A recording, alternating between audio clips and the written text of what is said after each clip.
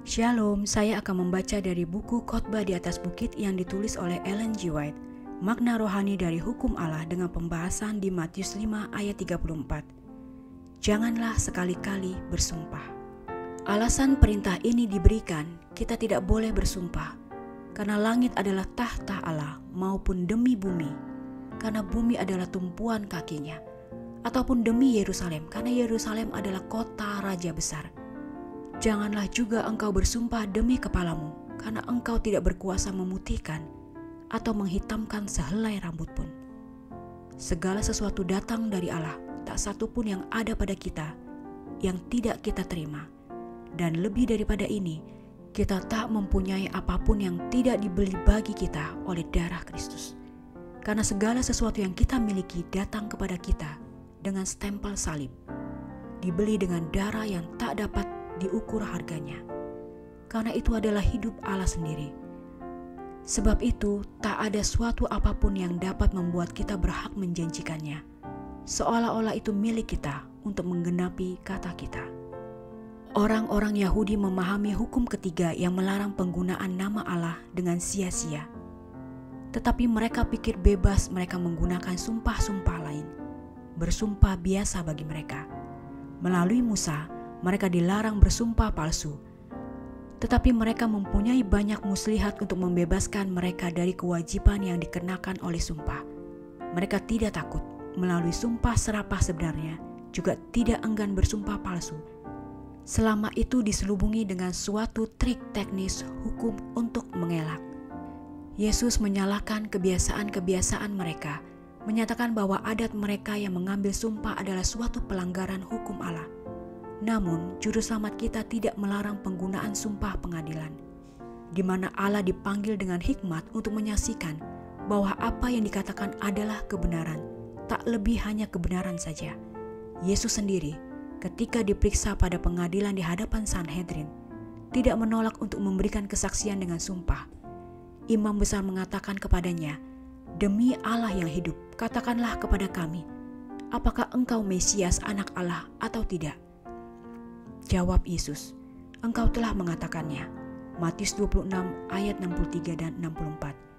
Sekiranya Kristus dalam khotbah di atas bukit menyalahkan sumpah pengadilan, pada pemeriksaan atas dirinya dia akan memarahi imam besar, dan dengan demikian dia telah menjalankan ajarannya sendiri demi para pengikutnya.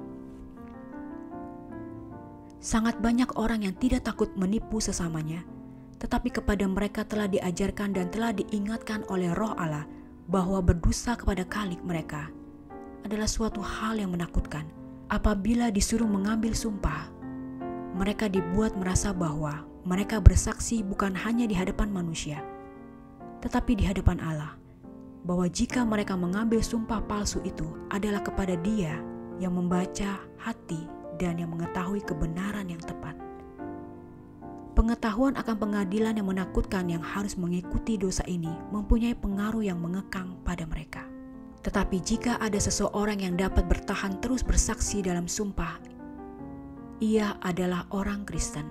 Dia tetap hidup seperti di hadapan Allah, mengetahui bahwa setiap pemikiran terbuka kepada matanya, dengan siapa kita harus lakukan, dan apabila diperlukan berbuat demikian dalam suatu sikap yang sah menurut hukum, ia dibenarkan untuk memohon kepada Allah sebagai saksi bahwa apa yang dikatakannya adalah kebenaran dan tidak ada kecuali kebenaran.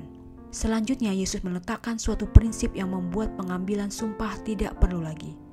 Dia mengajarkan bahwa kebenaran yang tepatlah yang harus menjadi hukum pembicaraan. Jika ya, hendaklah kamu katakan ya.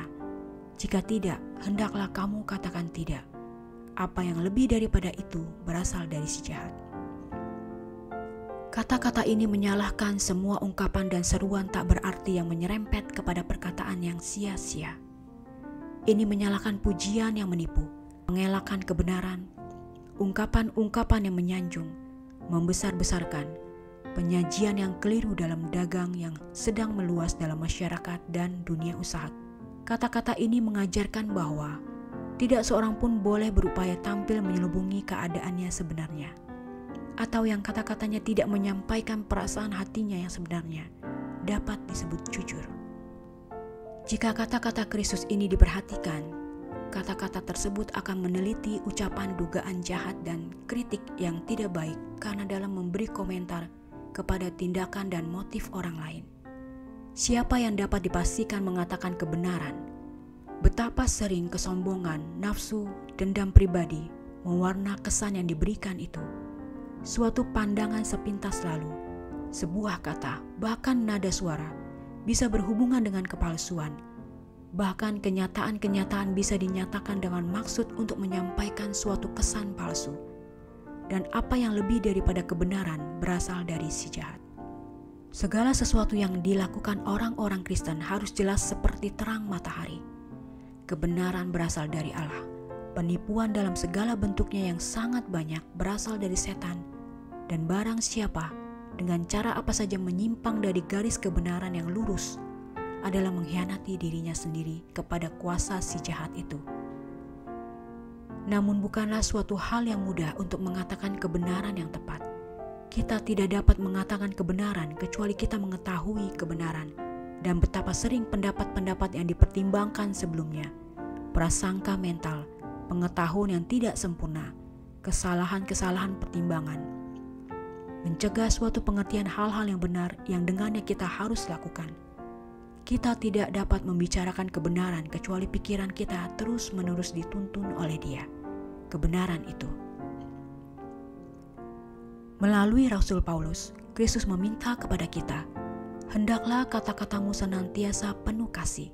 Janganlah ada perkataan kotor keluar dari mulutmu, tetapi pakailah perkataan yang baik untuk membangun, di mana perlu supaya mereka yang mendengarnya beroleh kasih karunia.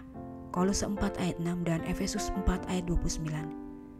Dalam keterangan kitab suci ini, kata-kata Kristus di atas bukit tampaknya adalah untuk menyalahkan percakapan senda gurau. Tidak penting dan tidak suci. Orang-orang yang telah mengetahui kehendak Kristus tidak mengambil bagian dalam perbuatan-perbuatan kegelapan. Efesus 5 ayat 11. Dalam pembicaraan, sebagaimana dalam kehidupan, mereka akan sederhana, berterus terang dan benar, karena mereka sedang bersiap-siap untuk persahabatan orang-orang kudus yang di dalam mulut mereka tidak terdapat dusta. Wahyu 14 ayat 5. Demikianlah bacaan buku khotbah di atas bukit dengan pembahasan di Matius 5 ayat 34. Janganlah sekali-sekali bersumpah. Tuhan memberkati.